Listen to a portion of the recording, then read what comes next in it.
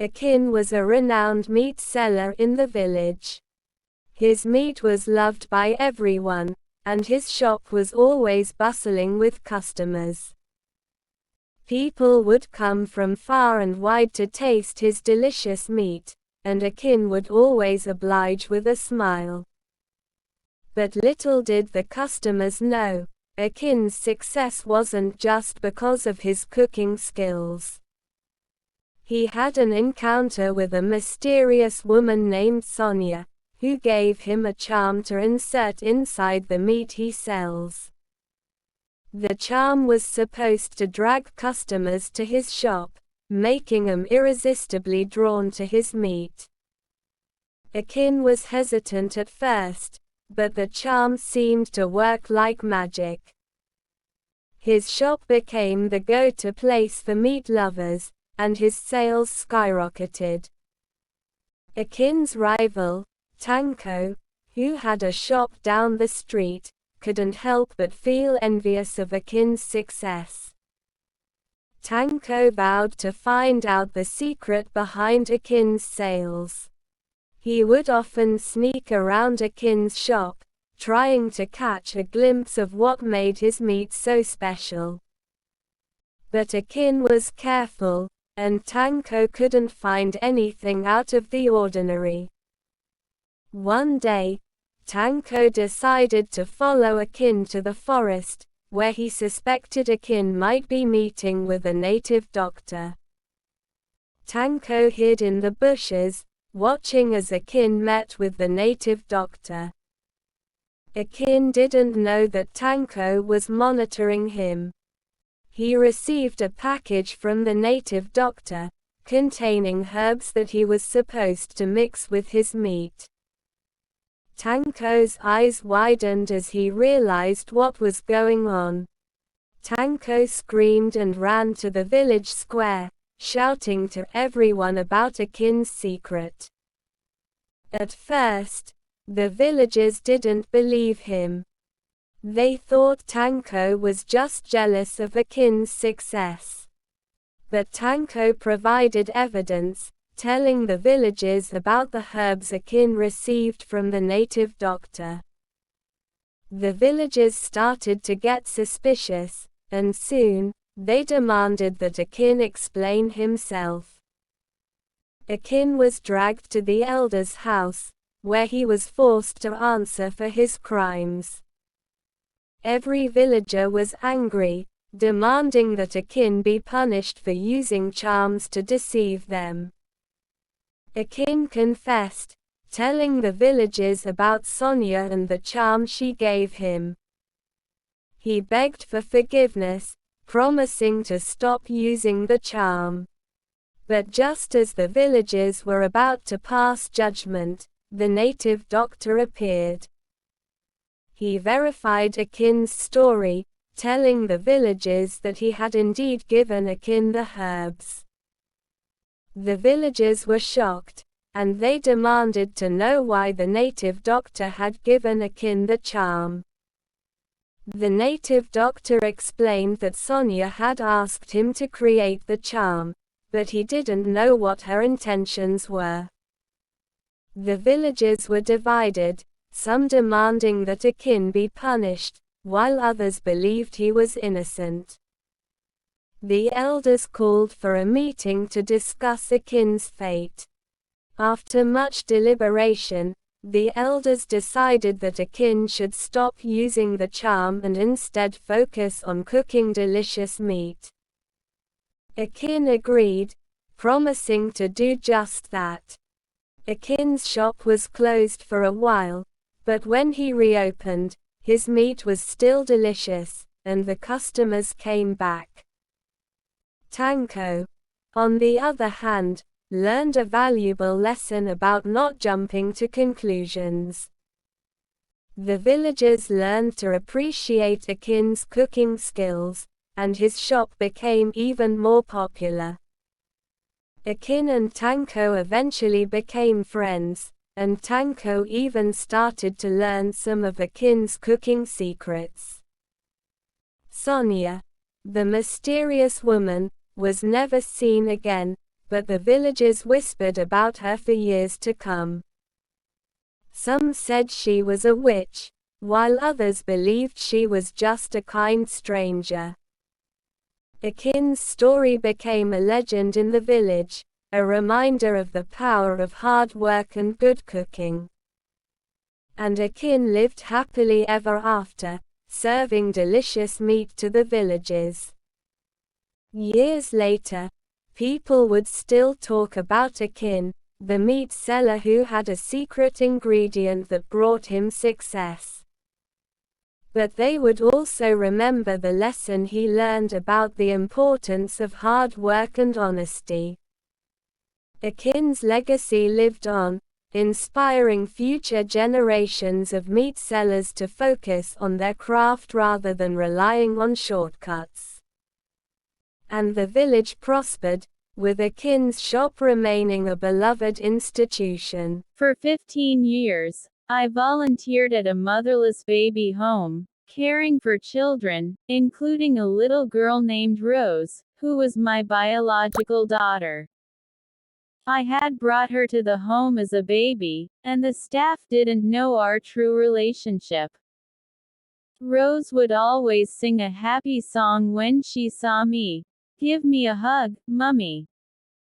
I love you." The matron would wonder why Rose reacted this way whenever I visited. As Rose grew up, she proved to be brilliant and intelligent. Despite struggling with homelessness myself, I'd often go without food so I could feed Rose and the other children. One night, Rose fell ill with severe malaria and was rushed to the hospital. When the doctor asked for blood donation, I knew I had to step forward, revealing my true relationship with Rose to the matron. After Rose's treatment, her condition worsened, and she was diagnosed with blood cancer. Unfortunately, the motherless baby home expelled me and neglected Rose. But a Good Samaritan's public appeal raised $500 million for Rose's treatment abroad. She recovered, became a medical doctor, and eventually returned to Nigeria. Rose then opened her own motherless baby home and even bought the very home that had rejected her. In a surprising twist, I became the mother general of 5 different motherless baby homes in Lagos, working under the organization that once let me go. My journey took a full circle, from being an employee to becoming a leader in the same field. My husband abandoned us when our daughter was just a toddler, and I had to raise her on my own. She had sickle cell anemia, and he couldn't handle the responsibility. I struggled to make ends meet, but I was determined to give our daughter the best life possible. Despite the challenges, she thrived and grew into a brilliant and compassionate young woman. As she grew older, her condition taught her valuable life lessons about resilience and empathy. She became a source of inspiration to those around her, and I couldn't be prouder. She pursued a career in law, driven by a desire to make a difference in people's lives. Years went by, and my daughter's determination paid off. She became a respected judge, known for her fairness and compassion. I couldn't help but feel a sense of pride and fulfillment, knowing that our struggles had not been in vain. One day, fate brought us full circle. My daughter was assigned a case involving her father, Mr. Michael, and his second wife. They were disputing the paternity of their son, and tensions were running high. My daughter's professionalism kicked in, and she prepared herself to preside over the case impartially. I saw the case file on top of the dining table, Mr. Michael Uba vs. Mrs. Francisca Uba. I was shocked. I called my daughter's attention to the course file. "Mr. Michael is your father. Ah, my day was astonished. As she got to the courtroom the next day, both applicants appeared to the course room. Mr. Michie. He looked at my daughter astonished. Who are you? I'm Miss Francisca Uba, an abandoned daughter of Mr. Michael Uba. Mr. Michael Uba was devastated. He appeared emotional and self-aware. Case adjourned till next month. I left for America after staying 30 years in Nigeria, and found out that my visa was cancelled. Written by Ebere Chukwu, Folktale Therapy. Part 1. The DEPATURE Farewell. My name is Amaka. I have stayed in Nigeria for 30 years, newly married with children. My husband, Ikechukwu, was my all quiet, honest, faithful. We had a Christian wedding and we flew out later on. We didn't have time for a big traditional wedding. Let's not conduct this wedding, he said. I agreed. We were stranded financially, had delays but stayed united because we had a brighter future. Then we progressed. The struggles, the problems all gone. He returned from Dubai after winning the contract. I stayed back to finalize my surgeon license to plan our cardiological failure treatment. We had no hope yet. But he believed in me. Part 2. My niece surgeon wisdom and prayers that changed everything. I hadn't seen my niece Adana in years. We were close. She was 12 years younger, a teenager when I left. We spoke periodically. Then one day a call came from my niece. Auntie Amaka, how are doing? She said. I told her, I'm not well, I'm suffering a cardiac failure. She was touched and said, why didn't you tell me since? I have a close friend that is a surgeon specialized in heart and cardiac failure. She offered Auntie Amaka the friend number, if she would contact the surgeon, and she accepted. Part 3. My visa to the United States of America rejected and cancelled. It was then time for me to travel to the United States of America. I went to the airport alongside my husband after the surgery made on me was successful, with a dream come true. As we were about to enter the visa into the airport computer, the airport officials considered the visa rejected and cancelled. I asked, why? They answered, Ma, we confirmed that your visa have been seen in the hands of fraudsters.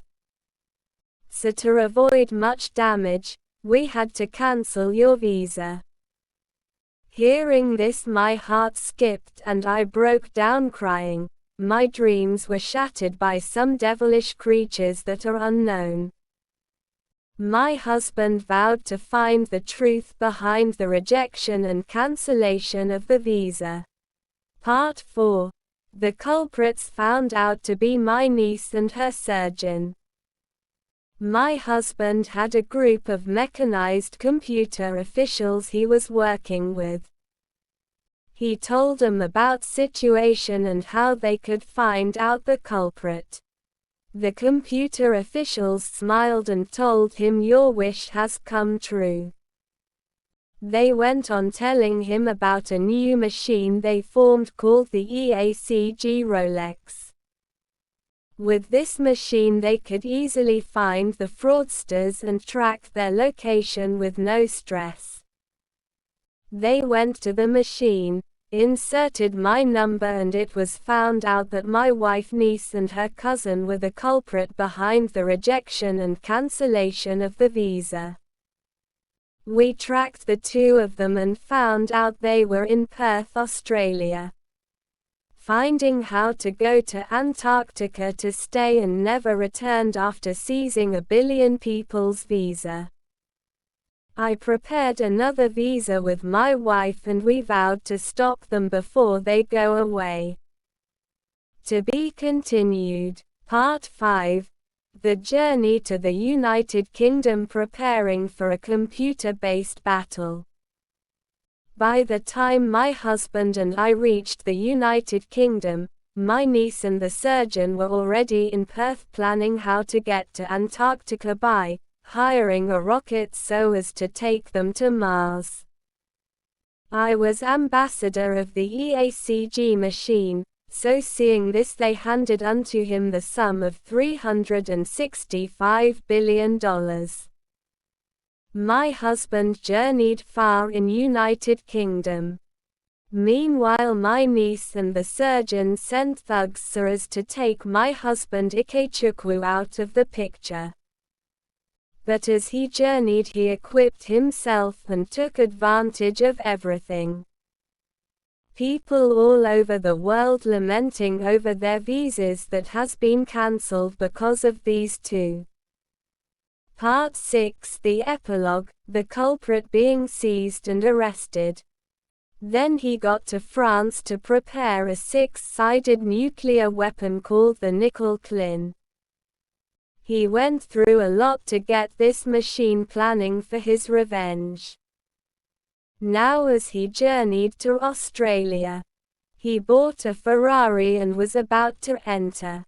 He saw a Lamborghini and found out that the drivers were the culprit. Citing my husband, they drove off.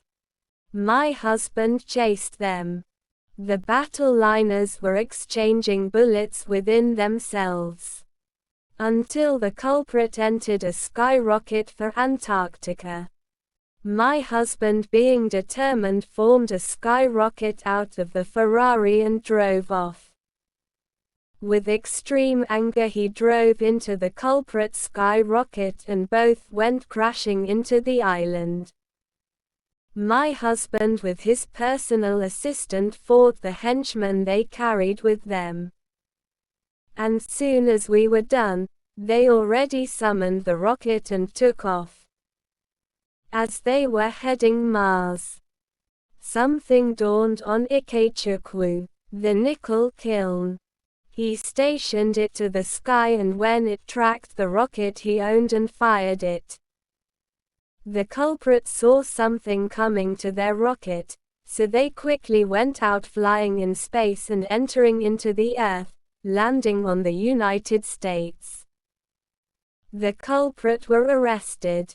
My wife was disappointed at her niece who planned this. And Ikechukwu was awarded with a great reward for his great accomplishment. The end. They wanted me to give up my dreams because I was just a shopgirl. 20 years later, she became the engineer who designed the dream home. Checkmark. Written by Eberichukwu, Folktale Therapy. Part 1. In a bustling market in Kano, Nigeria, filled with vibrant fabrics, spices, and sounds of haggling traders. I was Aisha, a 19-year-old shopgirl selling fabrics and clothes. The wealthy Al-Haji family, owners of a big textile business in the market, treated me like I wasn't part of the community. They said I was just a shopgirl and shouldn't dream big like studying engineering. Al-Haji's wife even suggested I focus only on selling clothes and forget about complicated things like machines. But I loved tinkering with gadgets in my free time, fixing broken phones for market vendors, making small repairs. One day, Al-Haji's youngest daughter, Amira, befriended me while buying fabric for her school project. We became close despite our differences. She was wealthy. I was a shop girl. Amira would sometimes help me arrange fabrics or tell me about her engineering classes in school. I was fascinated by her stories of designing machines. But when I got pregnant unexpectedly by a boy from my neighborhood, the Al-Haji family pressured me to give up my dreams and focus only on raising the child. They said a shop girl didn't need ambitions. I refused. I knew I wanted more for myself and my child. I raised my daughter, Fatima, with dreams of engineering in my heart. I worked hard selling clothes during the day, studied part-time at night. Fatima grew up seeing me struggle but push forward. I taught her to be strong. Fatima was brilliant. She loved math and science like I loved gadgets. At 10, she built a small robot from scraps for her school science fair. By 18, she got a scholarship to Ahmadu Bello University to study engineering. I was overjoyed but also worried about finances. Fatima worked hard in university. She interned at a tech company in Kano, learning about sustainable designs. Fast forward 20 years. Fatima graduated with a degree in engineering from Ahmadu Bello University. Top of her class.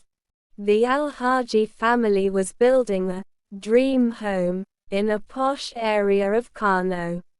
But they needed an engineer to design sustainable tech for the house like solar power and smart water systems. Part 2. Fatima was recommended by a professor. She led the project. Designed amazing tech systems for their home. When Al-Haji's wife saw the final designs, she was amazed. How did she do this? She asked others. People were surprised by Fatima's talent considering her shop girl mother. At the home launch party in the posh neighborhood with gardens and swimming pools, Al-Haji's wife approached me. How did your daughter do this? We thought she wouldn't. I smiled through mixed emotions. Because I didn't give up my dreams. And I taught her to never give up hers. Al-Haji's wife looked surprised. Maybe even a bit ashamed of how they'd treated me years ago. Fatima spoke at the event about designing with love for people like her mother, a shop girl with big dreams. The crowd clapped. I cried tears of pride. Part 3. Fatima's designs are talked about in Kano. I look at her with pride. We both proved that dreams matter, no matter where you start. Fatima's success opened doors for other girls in the market to dream big too. They see her story and believe in themselves more. Years later, I still sell fabrics but now with a story to tell. People in the market know about Fatima, the engineer. They say, she came from a shop girl, and look where she is. I smile. I know it was hard. But dreams won. And love for learning won too. The Al-Haji family now respects me more. They see the value in dreams beyond wealth. Amira sometimes visits us. She says Fatima's designs inspired her own dreams in engineering. I laugh seeing them together. Shop girl's daughter and wealthy daughter, both chasing big dreams. In Kano's tech circles, Fatima's name comes up often. The engineer from A Shopgirl's Story. I beam with pride. I tell people, dreams matter. Never let anyone tell you otherwise. And I taught Fatima that too. This story of Aisha and Fatima spread in Kano. People talk about overcoming odds. About a shopgirl's daughter becoming an engineer. It encourages others. Girls in markets now dream bigger. Mothers tell their daughters about Fatima. And in schools, teachers mention her story when talking about perseverance. Tears of Destiny, written by Eberi Chukwu. Folktale Therapy, Red Heart Check Mark. Part 1. The Unraveling. In the heart of Lagos, a young girl named Neoma grew up with a dream. She lived with her mother, Adiz, a struggling trader in the bustling markets of Oshodi. Neoma's father, Ekena, had left for the city years ago, chasing greener pastures, but never returned. Adiz worked tirelessly to give Neoma a better life, but the weight of her struggles bore down on her like a physical force. Neoma's eyes sparkled with ambition as she attended school, determined to make a difference in her community. She excelled in her studies, particularly in science and mathematics, and aspired to become a doctor one day. Her mother encouraged her, believing that education was the key to unlocking their future. As Neoma entered her teenage years, the challenges at home intensified. Adiz fell ill, and the medical bills piled up like insurmountable mountains. Neoma took on extra responsibilities, helping her mother with the trading business while juggling school. Despite the hardships, Neoma's spirit remained unbroken, fueled by her determination to succeed. One fateful day, Neoma received a letter from her father, Ekena. He apologized for his absence and revealed that he had been working hard to send money back home. However, the letter arrived too late, and Adiz's condition worsened. Neoma's world crumbled as she watched her mother slip away, leaving her alone and heartbroken. Part 2. The Struggle. Neoma's life became a blur of grief and hardship. She had to drop out of school to care for herself, working multiple jobs to make ends meet. The streets of Lagos seemed to stretch on forever, filled with people chasing the dreams, but Neoma felt lost and alone. One day, while working at a local shop, Neoma met a kind-hearted woman named Mabel. Mabel took Neoma under her wing, offering guidance and support. She saw potential in the young girl and encouraged her to pursue her dreams, despite the setbacks. Mabel's words resonated deeply with Neoma. She began to focus on her education again, attending night classes and studying diligently. Slowly but surely, Neoma started to rebuild her life, determined to honor her mother's memory. As Neoma's grades improved, she earned a scholarship to study medicine at the University of Lagos. The news brought both joy and trepidation. Neoma knew that becoming a doctor would be a long and challenging journey, but she was determined to succeed. Part 3. The Triumph. Neoma's years in medical school were a rollercoaster of emotions. She faced numerous challenges, from grueling coursework to financial struggles.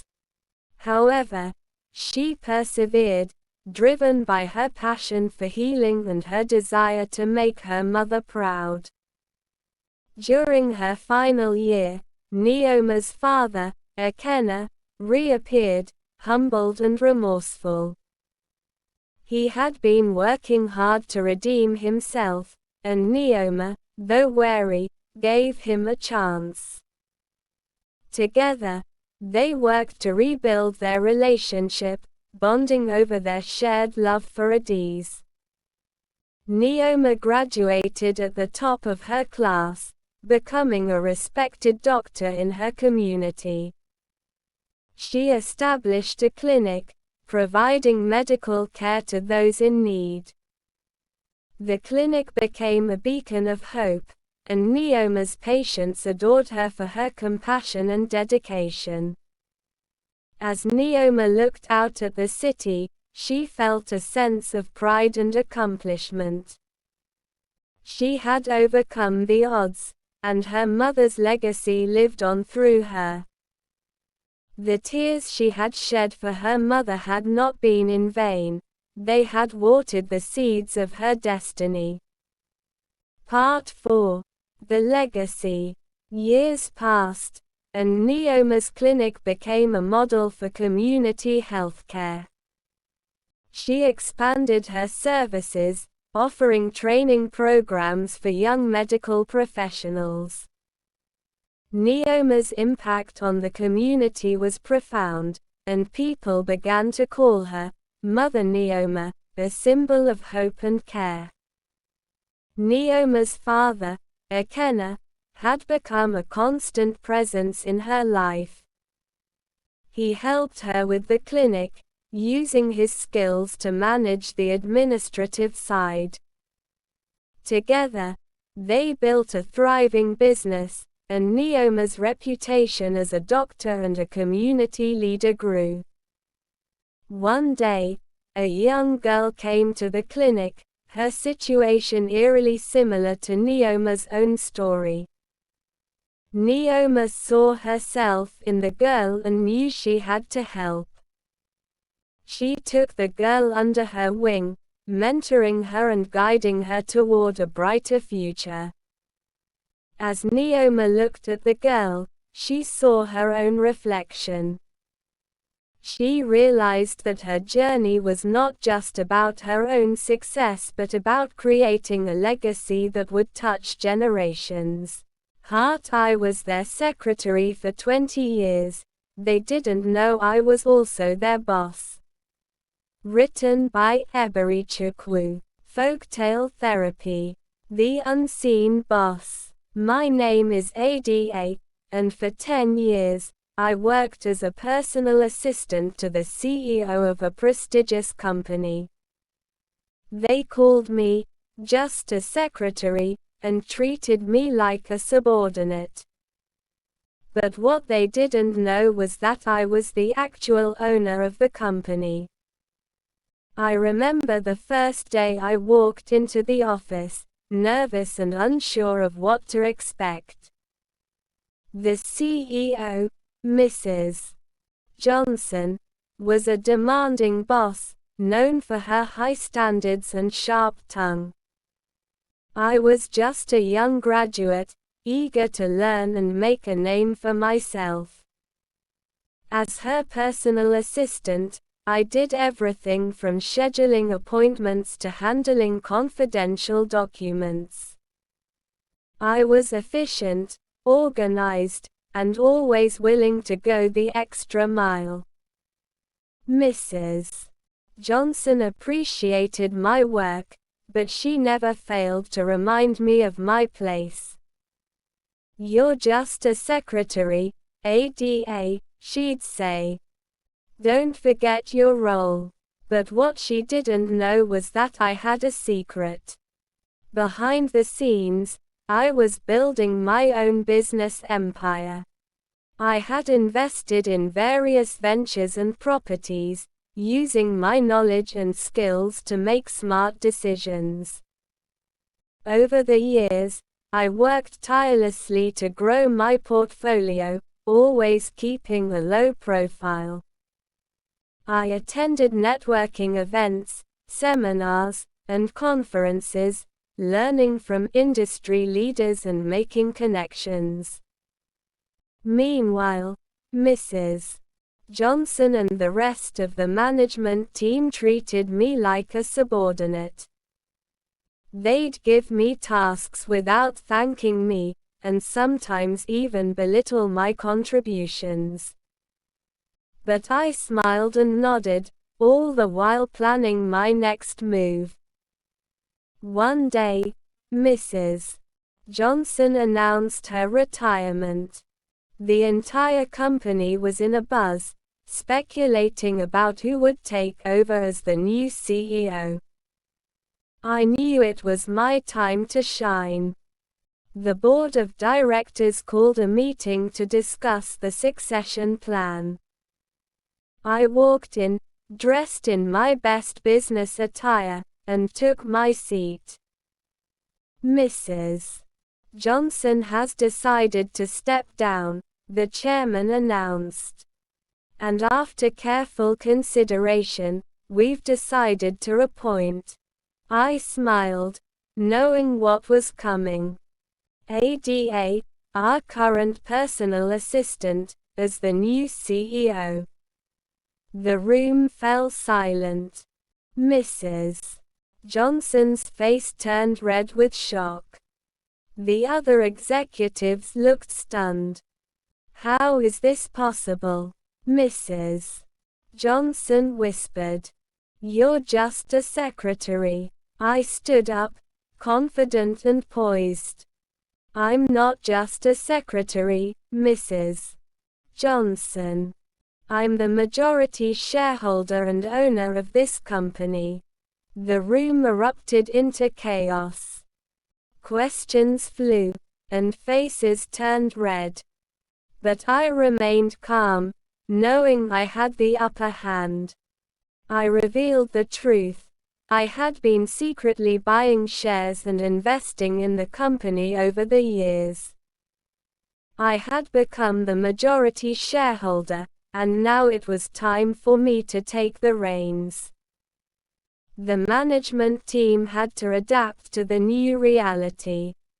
Some were angry, others were shocked, but they all had to learn to work under my leadership. As the new CEO, I brought about changes.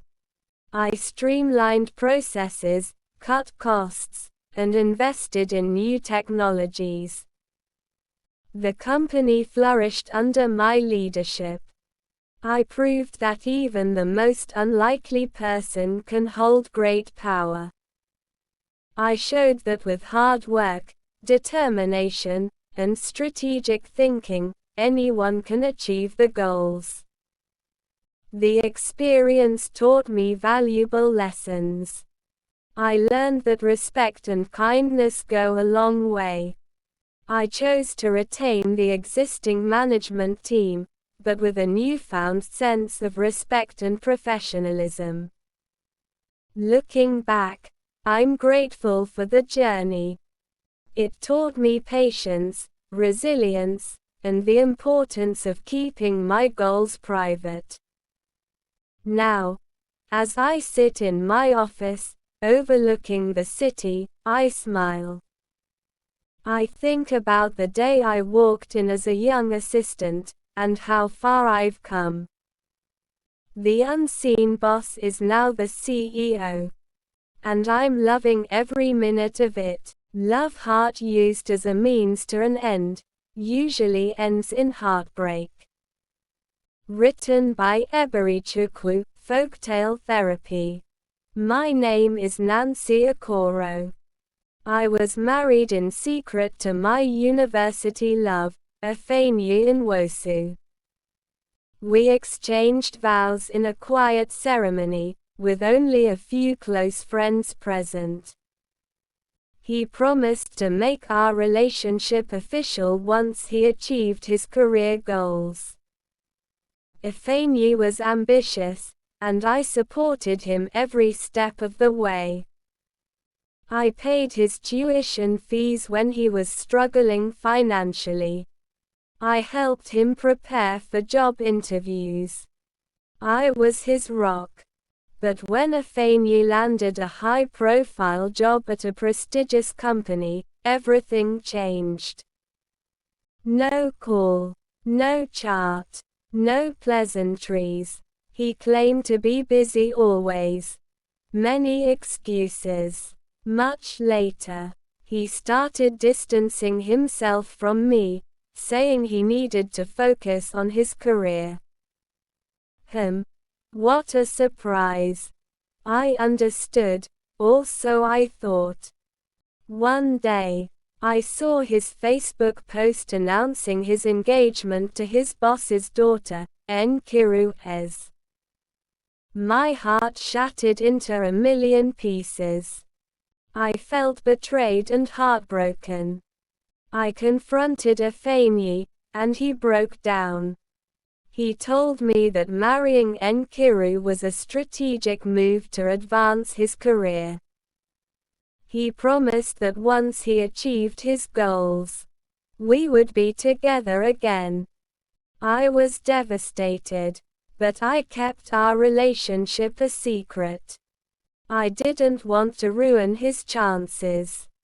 Months later, Afeni and Nkiru got married in a grand ceremony. I watched the videos online, trying to hold back tears. Tragedy struck when Afeni was involved in a severe accident. He was rushed to the hospital, and Nkiru was by his side. But when the doctors needed consent for emergency surgery, she couldn't sign. That's when the hospital discovered our secret marriage. The medical team recognized me as Afeni's legal wife, and I was the only one who could sign the consent form. Nkiru was shocked and furious. Her father threatened to sue, but the law was on my side. I signed the form, and Afeni underwent surgery. When he woke up, he was filled with regret. He realized too late that true love can't be sacrificed for career advancement. Today, I'm raising our child alone. I've built a successful business and moved on with my life. Afeni occasionally tries to reach out, but I've closed that chapter of my life. I know my worth, and I won't settle for anything less.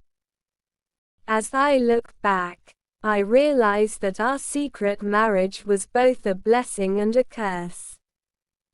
It taught me the value of self-worth and the importance of being true to oneself. Hard work pays. Crippled from birth, but walked after her marriage heart. Written by Eberichukwu, Folktale Therapy. Francisca had always felt like an outsider in her own world. Born with a rare condition that left her unable to walk, she struggled to keep up with her peers. Her parents, who valued independence above all else, saw her as a challenge to be overcome. They sent her to physical therapy and hired tutors to help her adapt, but Francisca felt like she didn't fit in. As she grew older, Francisca's parents became increasingly focused on finding ways to fix her. They compared her to her siblings, who were athletic and carefree. Francisca's mother would often say, "If only you could walk like everyone else." Her father would encourage her to try harder, saying, "You can do it, Francisca." But Francisca wasn't broken. She was different, and she knew it. She felt the beauty in the world through her art and music, and she communicated in her own way. She loved to paint vibrant colors and play melancholic melodies on her piano. Her art and music were her escape, her way of expressing herself when words failed. One day, her parents introduced her to Max, a man who used a wheelchair himself. They thought he might understand Francisca's challenges and be a good partner for her. Francisca was skeptical at first, but Max surprised her. He didn't try to fix her or pity her. Instead, he saw her strength and beauty, and he celebrated her unique perspective. Max was an artist himself, and he was immediately drawn to Francisca's talent. He encouraged her to showcase her art, and he supported her every step of the way. As they spent more time together, Francisca found herself falling for Max's kind and gentle nature. As Francisca and Max built their life together, Francisca realized that her parents' expectations had been a blessing in disguise. If they had accepted her for who she was without pushing her to meet Max, she might have never discovered the joy of connecting with someone who truly understood her. Max didn't see Francisca's disability as a limitation. He saw it as a part of who she was, and he loved her for it. He adapted their home to make it more accessible, and he helped Francisca with everyday tasks when she needed it. But he also encouraged her to be independent and pursue her passions. Ava flourished under Max's care. She started selling her art, and she even landed a few commissions. She and Max traveled the world, exploring new places and experiencing new cultures. Francisca felt like she was living the life she was meant to live. As the years passed, Francisca's parents grew to appreciate Max. They saw how happy he made the daughter, and they began to understand the beauty of Francisca's differences. They apologized for not accepting her sooner and promised to support her new life. Francisca forgave them and welcomed them into her new family. She knew that she had found her true home with Max, and she was grateful for the journey that had brought her to him. Francisca's story is one of self-discovery and love. It's about finding the right person who sees beyond limitations and celebrates strengths. She learned that being different isn't a weakness, but a strength, and that true love can conquer all obstacles.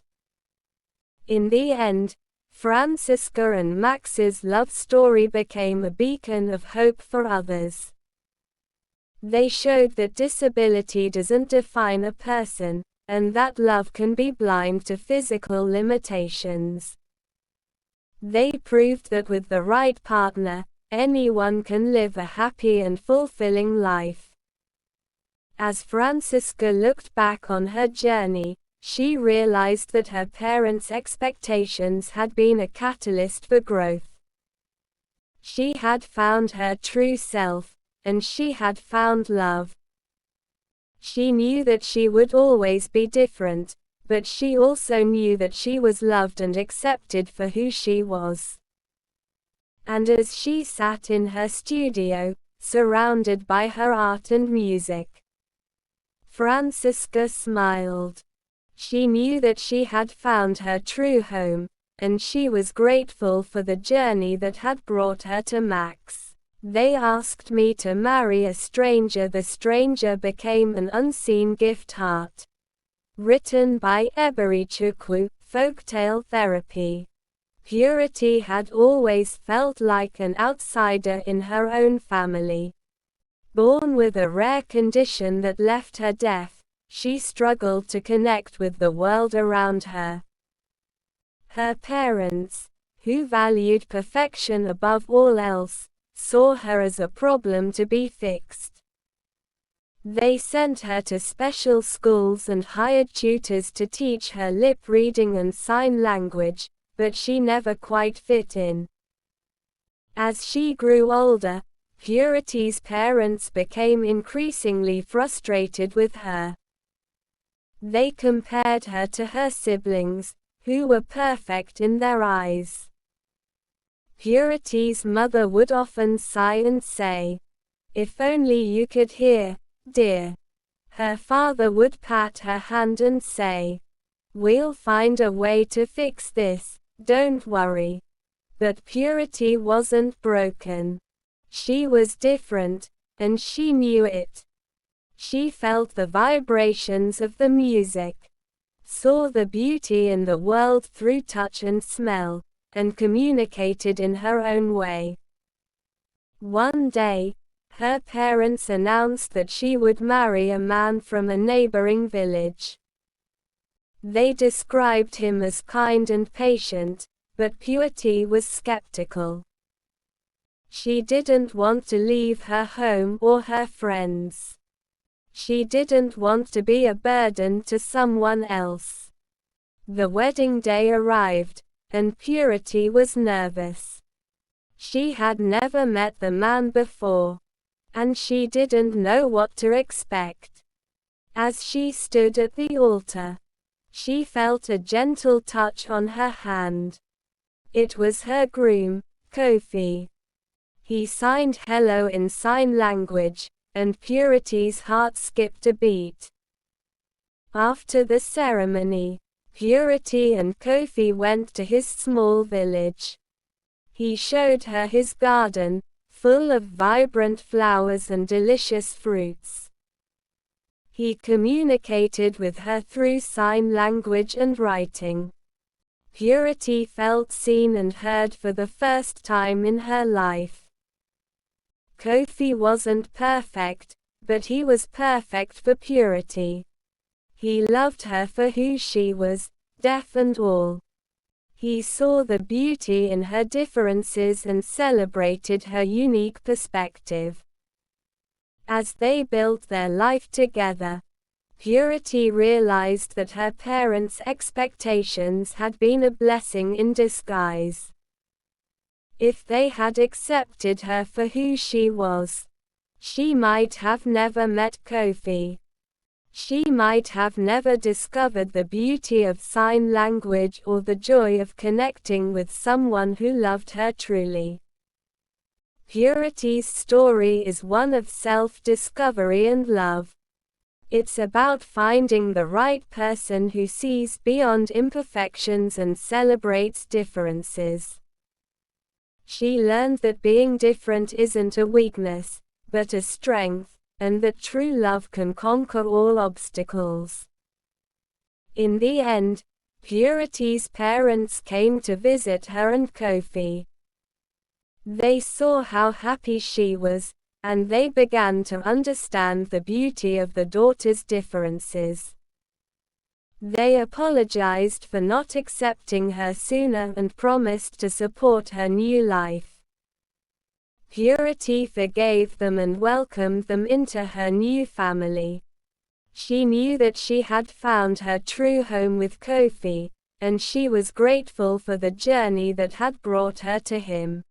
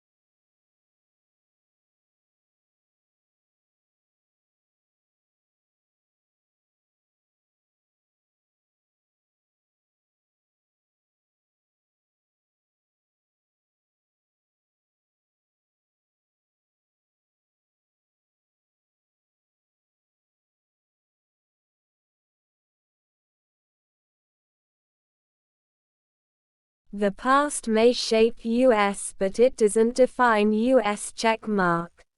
Written by Eberi Chukwu, Folktale Therapy. My name is Adiz. I was a young housemaid in a wealthy family, the Ogunlesis. They treated me like a servant, never acknowledging my humanity. Their son, Shegun, was charming and kind, or so I thought. One fateful night, Shegun took advantage of me. I cried. No one to talk to. I became pregnant, and the Ogunlesis were furious. They accused me of trapping their son and tried to force me to abort the baby. I ran away, determined to raise my child on my own. I named him Ekene, and he became my world.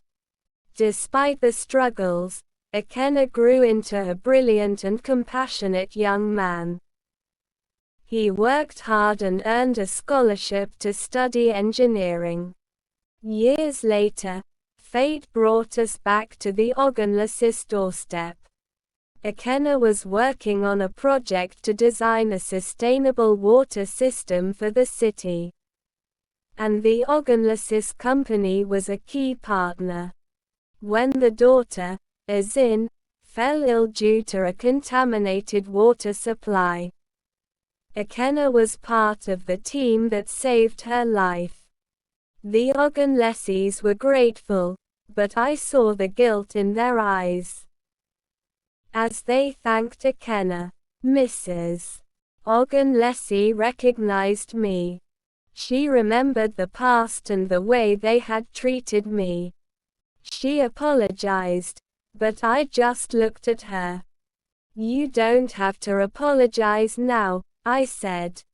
You should have treated me with dignity and respect when it mattered.